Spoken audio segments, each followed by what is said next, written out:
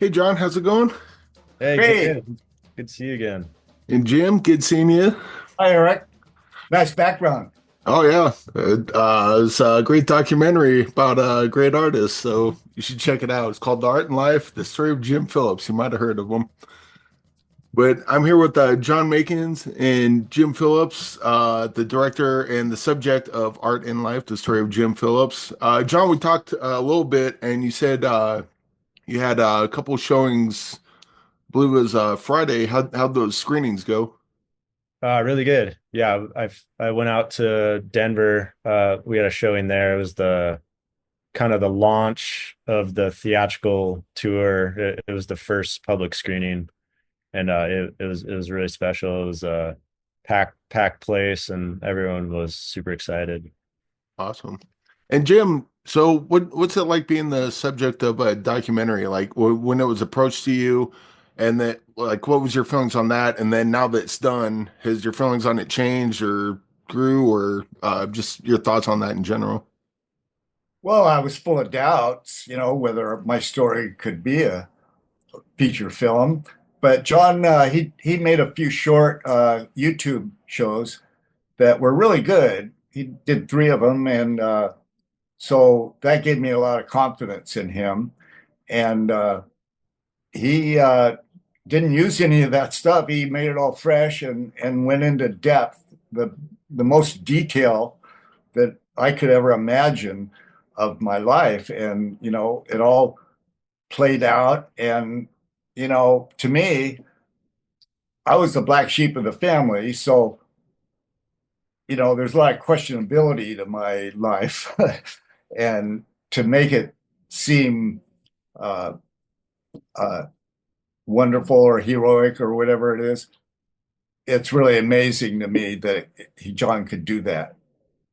Yeah. And also in the documentary, there's a lot of your artwork that's animated. What's it like kind of seeing your art sort of repurposed in a creative and fun way?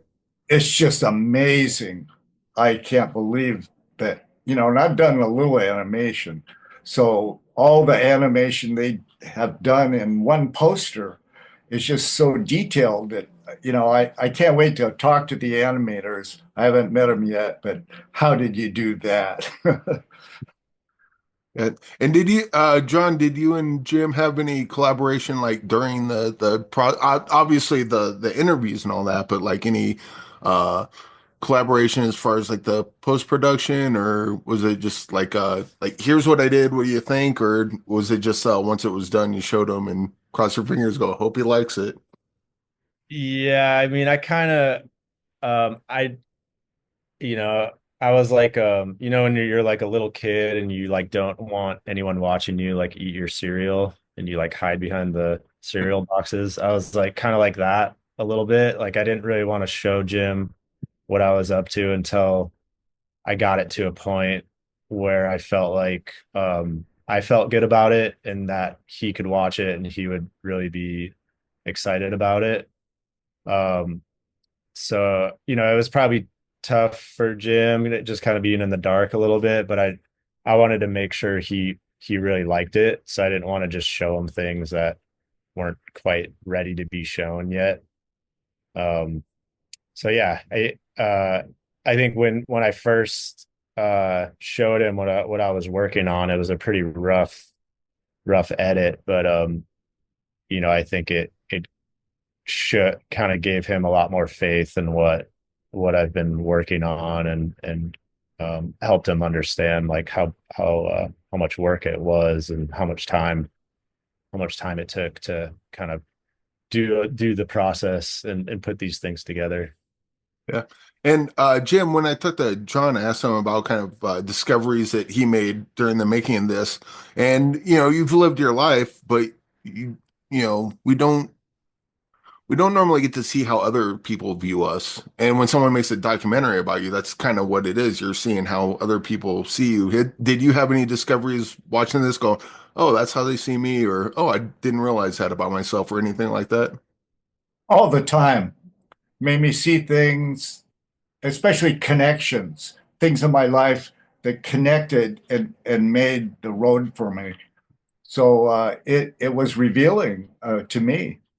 That was like one of the big things where you saw it and you're like, oh, that's a thing.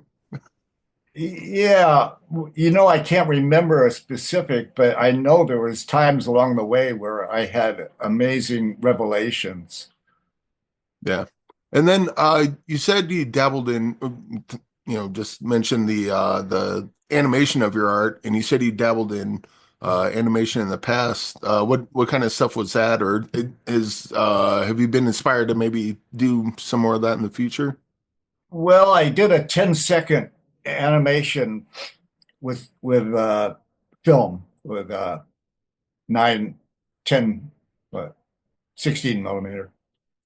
And it was a lot of time for not much results. And it went by faster than you could even see it.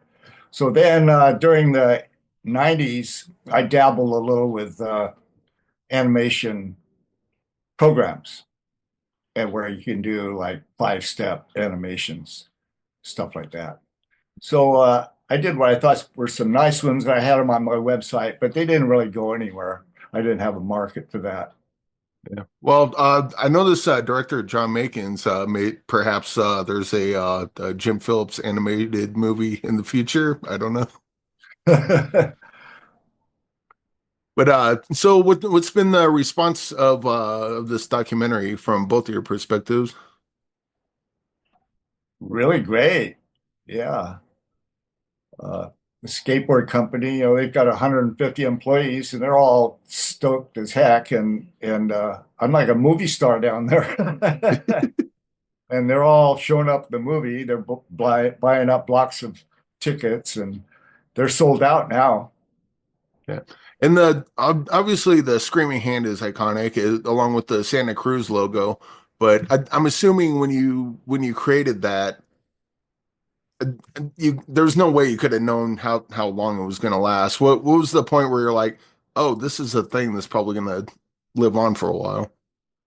Well, when I sketched it out, I knew it was cool. I saw it immediately. Usually I'll make like half a dozen sketches. So in case one idea doesn't work out, we can do something else. But this one, I just made the one sketch and went down there and said, here it is, And it came from when I was in high school and I draw in school and I draw surfing pictures mostly, surfing hot rods. But I draw a big wave and a goofy surfer on it, and then sight gags, sight gags. So there'd be a shark fin going around it. There'd be a floating sea mine floating around, and then a hand sticking out like a drowning guy. It's used in cartoons. You've seen it a lot. And so I like that. And it kind of got to me, and I draw it on my book covers and stuff. And so then, like 20 years later, the Santa Cruz, I'm working for them, and they wanted a logo for the Speed Wheels, their skateboard wheel line. And I thought of that hand. And when you're drawing, your left hand isn't doing anything. So I'm like posing it around and drawing it. And if you look at your hand, it gets deep in the middle. It looks like a mouth. So I started imagining a mouth in there. And I thought, boy, hands are the most expressive things because artists are always using them for expression. And so it's expressive and then it's screaming. So how expressive is that? And I say it's expresses angst. And that young people today, they are full of angst. They're full of anxiety. It's everywhere in the world. And this exemplifies or symbolizes the anxiety for them. So they can wear it on the t-shirt and they don't have to have the anxiety. And what were some because I obviously we've drawn a bunch of stuff, illustrated a ton of things. Is there anything that I've illustrated that you're particularly proud of that never really took off the way the Screaming Hand or the Santa Cruz logo did? It's like I took so much time on this, so good, but like it just for whatever reason it didn't take off. Yeah, well, all the rest of the art I've ever done, I mean, it's amazing when something does click and something does stick. It's been around 40 years now. We're having our big 40th anniversary celebration, and that's worldwide. We're in 80 countries. So that's just astounding to me, and it blows me away all the time that could a silly cartoon could last that long and touch so many people. It's amazing. And the Art and Life is done and it's had its premiere and I'm sure it's going to roll out. You can give me the dates if you have any, but what's next for the both of you? Because I'm a fan of you both, so I'm curious to see more from each of you. Well, Uh, yeah, it's you can see it's in theaters now, so you can check the website artandlifemovie.com to see if there's something showing in your city. And then it'll hit streaming, but probably late spring or this summer. But for what's next is just keep, promoting this movie, getting it out there, and then just kind of waiting to see what the next project comes to me. Yeah. And Jim? well, I'm 80 and I'm retired, so I just enjoy life. My wife and I are in our golden years and enjoying it very much, especially with the movie and the outpouring of love that comes from it. And we've been married 57 years. How does retirement work with something like Illustrated? Because like yeah, I could imagine retiring and not doing stuff like this as a job, but like I couldn't imagine not doing art just straight out. Like, and I'm assuming you still do like drawing and illustration just in your free time. It's different if you're not engaged with the market and the money that and the skills that it takes to do that. So it takes a special circumstance for me to do art anymore. Otherwise, it's not a joy. But if all the ducks are in a row, I just enjoy the heck out of it. The thing is, I'm 80 now and I'm retired. So uh, I my doctors told me that I should get out of the stress back when I was diagnosed, and that was 13 years ago. So I had to quit. I quit surfing, because the water's dirty, and I just, I have a low immunology, and so it's uh, it's tough for me. I've been away from art. My fingers don't work like they used to after 12 years of not doing it, and I had certain calcium deposits in my hand that held the pencil, and they're not there anymore. And so I'm just, I'm 80. I deserve to retire and live the golden years. Yeah. You know, it's hard. Art is hard, and you got to face a lot of critics and a lot of art directors that want to override you, put a cherry on top of your art and stuff like that. So I'm glad to be out of it. Yeah. Well, I mean, when So, that happens, I'm sure one particular finger still works in that case, but I still dabble.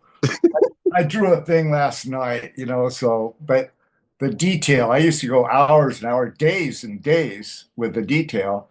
And now, if it's simple, I like to do that, not take, 40 hours to do one piece of art. yeah. Well, John, Jim, thanks for joining me today, and congratulations on Art and Life, the story of Jim Phillips. I enjoyed it, and I look forward to other people enjoying it as well. And congratulations to both of you. Thank Thank you, you. Eric.